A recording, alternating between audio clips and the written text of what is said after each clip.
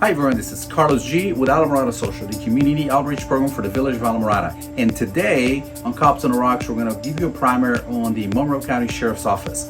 As you know, the village of Alamorada does not have its own police department. We contract with the Monroe County Sheriff's Office to provide the service to us. So all the officers you see around town are officers from Monroe County Sheriff's Office providing service to the village of Alamorada. 2 weeks ago, we had an opportunity to catch up with Sheriff Rick Ramsey at the Rotary Lunch Club in Tavernier.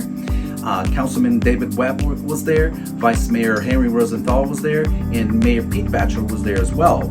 So this video will give you a full understanding of how the Monroe County Sheriff's Office operates and how it impacts the village of Alamorada. Well, friends, thank you for letting me come up here and spend a little time with you. I enjoy a chance to come up here once or twice to speak, and I try to make the lunch when I can every now and then, but it's hard to be in all parts of the county and so many different rotaries and chambers and different events, but we try to get out there. But when I can't be there, I got a great team that represent me, and we'll talk about them much more. You know, right now, Sheriff's Office is just like almost everyone here in business, struggling for staff. We're no different. I have almost 600 employees, so we're trying to keep 600 positions filled is a little difficult and challenging. So we're dealing with our recruitment retention, trying to compete with other agencies. Right now, every agency is trying to outpay, outbenefit, out-cooperate with any other agency to steal your employees. So it's really challenging. We always talk about staffing here. So many of my employees live in Miami-Dade County. Upper Keys, my 2 patrol station, Alamorada, Key Largo, about 70% of my people commute into work, which I hate, but I can't control it. I wish they lived here in our communities. We like to have them here. If you live in your community, you're more likely to buy-in, have interest in your community versus just a job. But I can't do much about it. Even our main jail, Key West, more than half my officers, probably close to 67% of the jail staff live in Dade County. So challenging to get staff to go to Key West. So we really struggle. We're doing a lot of creative, innovative stuff to try to deal with it. I actually had a few years ago build a bunk room. I got a bunk room at the main jail. I can bed down up to almost 80 officers. So when they come here, they can work, sleep, and go home. We work on affordable housing projects. We always talk about affordable housing. Everyone talks about it. We're actually doing it, which is unusual, something I shouldn't have to be doing in construction, but we're like, who's gonna do it? So I've got a 14-unit complex in Stockton about 2 years ago. We're breaking ground in December in Key West on Trumbo Road, right overlooking Key West Harbor. We're building a 24-unit complex, truly affordable for public safety. It's going to be a public-private partnership, so both ventures are not going to cost taxpayers any money. I got a private venture that's going to pay for it, and we're going to do a cooperative effort. So at the end of the day, I'm going to have about 38 units, which is not really a lot, but they're all down south, so it doesn't really help me too much for the upper and middle keys. But for down south, I want to make sure that I can keep these places filled and filled with first responders that we need during those critical times. So my first goal is Sheriff's Office staff first. If I can't fill all 38 units, we're going to move in Key West police officers. If we can't fill it, we're going to move in city county firefighters. If we can't fill it, we're going to open up the teachers, nurses, active military. We want to make sure that this is truly a first responder complex. And we hate to say, what about everybody else? I just can't solve everyone's problem. My number one responsibility to you, the taxpayers and visitors, has to be public safety. I have to make sure we can do everything we get to recruit, retain people. And one of the biggest things when people leave, they say, I just can't afford to live here. There's no place. I can't afford to rent a junk trailer. Same things you hear, we hear each and every day.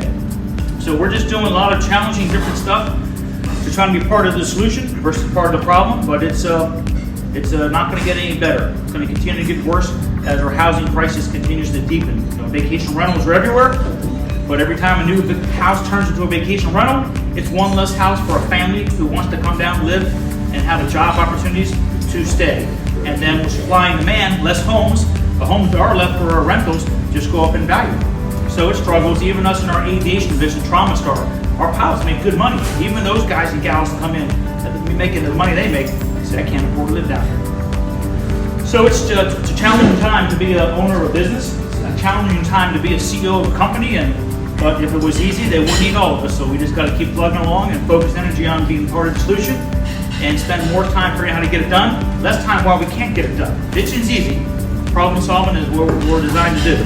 So on top of staffing issues for my day-to-day staff issues, I also have a lot of staffing changes that you may have seen in my command staff. Over the years, so many people in our agency started about the same time. So when a lot of retirements came in, we lost a lot of people within a short window. Don Finelli, Al Ramirez, Corey Bryan. Down south, I lost multiple command staff positions, as you wouldn't know down there.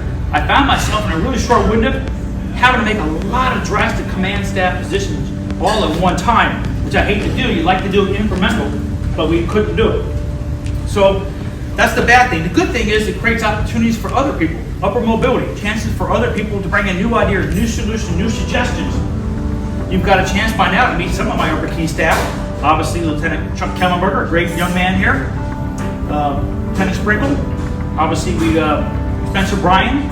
We all know his dad Corey, but he's a new captain up here. Derek Paul and Alan Rada. So you yourselves have a chance to see people you know when they were sergeants, detective sergeants, grow up in the sheriff's office. For me, it's an exciting day. Part of my job is to not only deal with today, but the future of MCSO. My efforts now are to try to identify and find the right people to be the current leaders and the future generation. Can't be here forever. Much as I love it, love my job. I've been a police officer here for 35 years. You know, I'm not going away anytime soon, I hope. Anyway, I got 2 more years left in this term. I'm probably going to run 1 more term after that. That'll put me at 42 years, and that's probably the time to start rethinking what the next chapter is, but that I'll worry around the road. People always ask me, when are you going to quit? When are you going to hang up the gun? I always tell people, look, as long as the citizens want me, and I enjoy coming to work, man, I tell you what, I'm one of the luckiest people in the world. I love my job. I think most of you know me a long time. You can tell if someone likes their job. I love my job each and every day. I truly love coming out and spending time with you.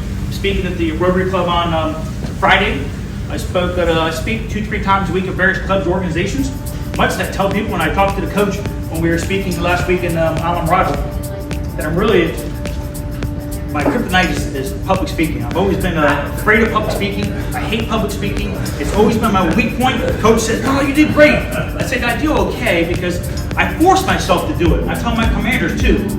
And I made my commanders do opening and closing remarks on my officer quarters. I made them go to a public speaking classes I brought in. I brought in like a 2-day class. Every commander, lieutenant above had to go. I said, "Look, I'm not trying to penalize you. I want you to have opportunities I did, because I really struggled to speak." And it was a tough thing. And even today, when I do the radio shows, I do 3 radio shows a week. I always go back and play and listen back to evaluate myself. I call key people I know and said, "How did I do? What was good? What was bad? What can I change?" Because it's much as I think I can pull it off half decent at this point in time. But to me, it's still a scary time for me. So I force my people to do it, to try to make them better leaders, better able to speak when I'm not here, and better able to maybe be the leader of the sheriff's office one day. We always have to try to get people prepared to take over and not leave the ship afloat and squandering. So I'm thankful I have a good team, but I do have a lot of new commanders. Down south, I've got a new captain, new lieutenant in the South End Patrol Station. I'm going to have a new lieutenant in the Central Station soon. Relatively new captain lieutenant in Alamorada. Relatively new captain lieutenant in Key Largo. So most of my core people that I started 35 years ago with, we started just as kids. I started as a police officer 21 years old. They're all smart, retired, enjoying their life. I'm still here pushing the great way and doing the job. But now I'm thankful. Look, I'm so lucky to have this job and to work with you and for you. And I consider you, when I say with you, as an extension of partnership with the sheriff's office. We're going to talk about community policing, how important you are to me. But also important to me is your safety and your sense of safety, your quality of life. You know, we care. This agency cares. And unfortunately, you've seen on the news some other agencies which maybe don't care as much, or some communities which don't maybe care as much. Last couple of years, and we've seen Portland, Seattle, Chicago, Oregon, New York, just the crime, the violence. I mean, every day you watch the news, man, it's depressing. But you still gotta watch it, because you gotta see what the crazy stuff's happening in the world. And I tell our officers here, man, I tell you what, we're so lucky to serve this community, which is still one of the safest places ever to live, work, and play. We're still at all-time low crimes. We're still at the high clearance rates. The national average and state average to clear major index crime is about 24.5%. We're sitting at about 46.6%. We're almost double the national average for our ability to solve crime. Now, we can't solve it all, but we do a pretty darn good job. We're vigilant.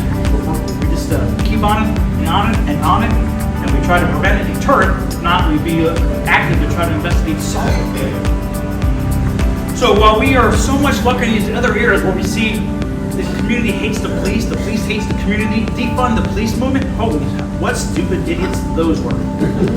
Man, how'd that work out for those communities?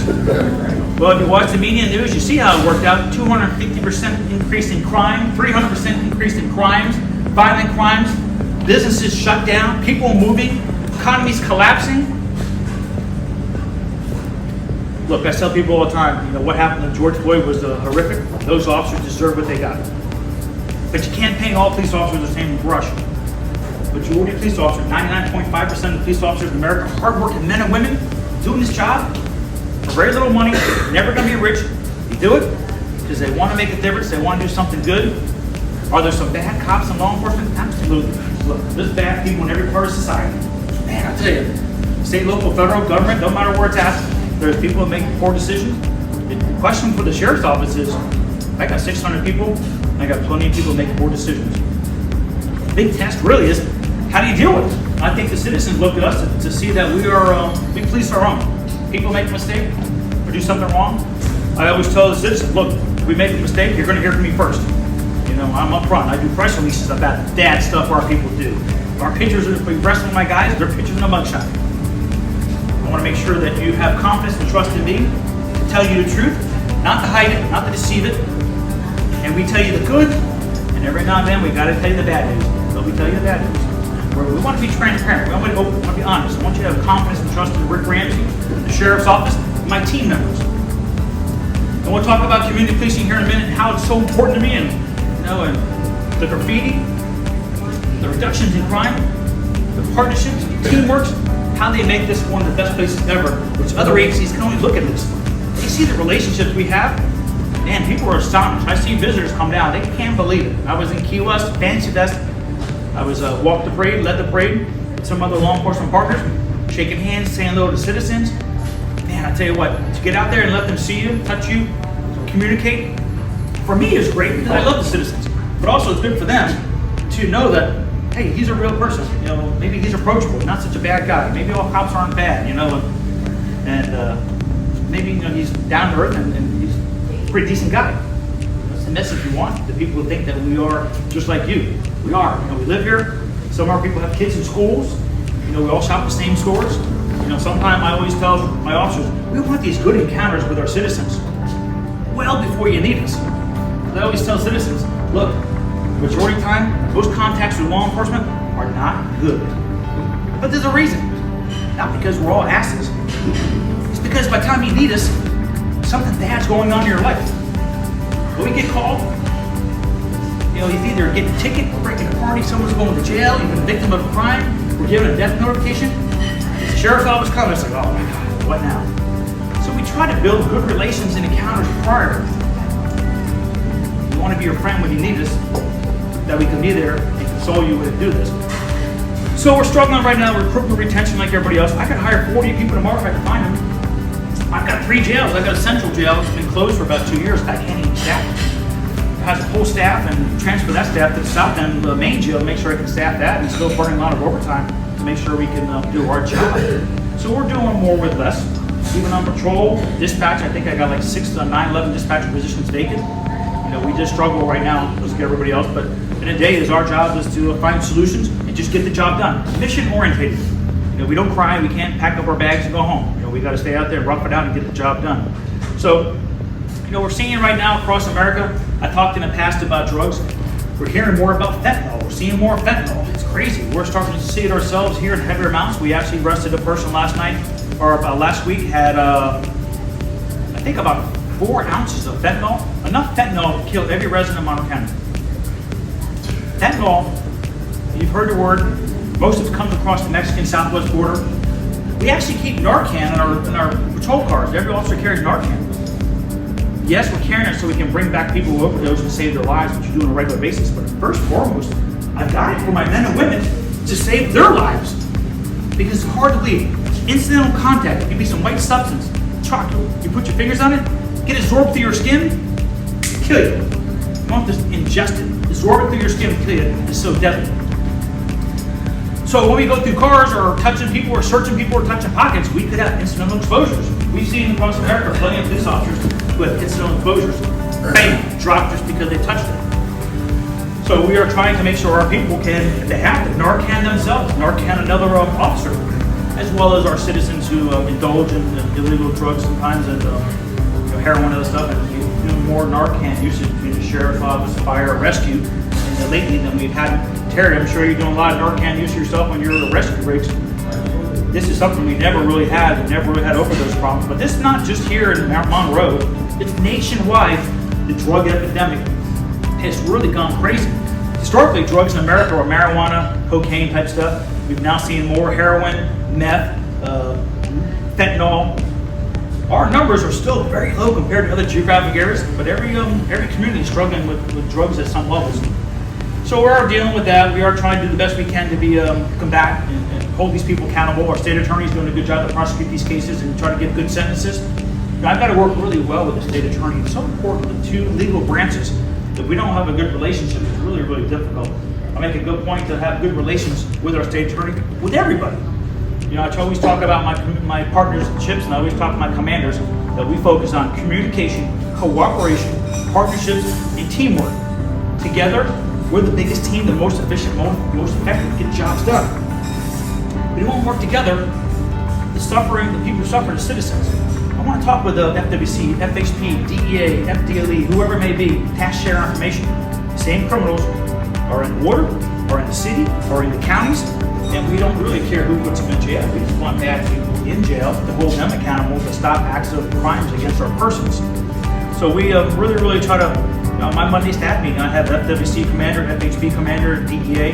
They all come to my meetings, sometimes Key West Police. Try to build one of the best relationships with our other agencies. Where historically, a lot of police agencies over the years, when I started back in the 80s, they were this. They didn't talk, they didn't cooperate, they didn't pass information. We can't trust you, we don't give you information, we want to make the arrest. Why are you in the city, why are you in the county? They were territorial. I'm like, that's ridiculous. I'll bring all the police that want to come to Monroe County and work from state, local, federal. Come on in. I don't care how many police. Carrying a gun badge, you want to do some work here? Come on in. Same thing. We have to be a good partner, good friend to our cities.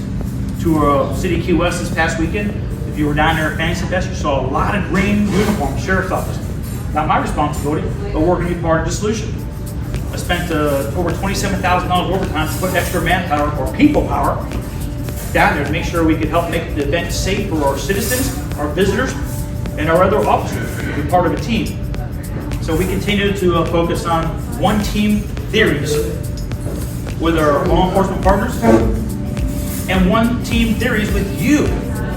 As people always talk to me and ask me, man, how do you do it? How's crime so low? How are things happening so good here? I always tell them, look, it's like a three-legged chair. You can sit on a three-legged chair, you take one leg out, that chair is falling. Well, my stuff is, first and foremost, the great hard-working men and women in the sheriff's office. Second, the amazing strong partnership I have with state, local, and federal partners. Number three, you, the sheriff's office, our citizens. I always tell people, you're an extension of the sheriff's office. Some of the best information we get are from the people who know us. If you know us, you're going to like us, trust us, and respect us. If you know us, you're going to call us and tell us if you think something's going down. Heard some word on the street. Crime happened. You think you may know who done it. You're probably going to call Chuck or Charlene, myself. Someone you call a friend, you can tell us. If you don't know us, you don't have a phone number, kind of hard to drop a dime and help us to solve crime or make your community safe. So much tips and the leads we get come from you. Just casual conversation, sitting at a table, do a chat with somebody, and talk about something, and maybe he gets off to something else which is relevant to how we can do something good in the community. The little things we pick up are so important. And our community stuff is so important as you go throughout the county, various chambers, rotaries, Leadership Monroe, you see us in everything. This is by design. I'm adamant. I tell my commanders, once you get to the level where you're a command staff officer for Rick Ramsey or lieutenant above, you have to be active in this community. You can't sit on the sidelines. You're either in the game or you're off the team. There's no bench warmers. You're either in Rotary, Chamber, Leadership, nonprofits, volunteering, buying into my community cleanups, we'll talk about here in a little bit, why it's so important to me, and how lucky we are to have the community we do. So I can try to send a message. It's important that people work with you and for you, that you send a proper message. It has to be a proper message and the same message received. Sometimes we don't get a good message, or it's a garbled message. I'll make my message crystal clear, and since we're talking about graffiti, I always ask my commanders. They know my stance on graffiti. I hate it. It's just like cancerous. We've got to stop it. Make sure this is one of the cleanest, beautiful communities anywhere. Look, we're tourist driven. People want to come here for a beautiful community. They don't want to come here for graffiti. They want that to go to Miami. Come here because it's a beautiful paradise. We're going to make sure it stays paradise. We're doing our part. Can't do it all. But so I tell my commanders, once you see it and become aware of graffiti, how long do you have to remove it? 24 hours. You don't remove it in 24 hours. What happens?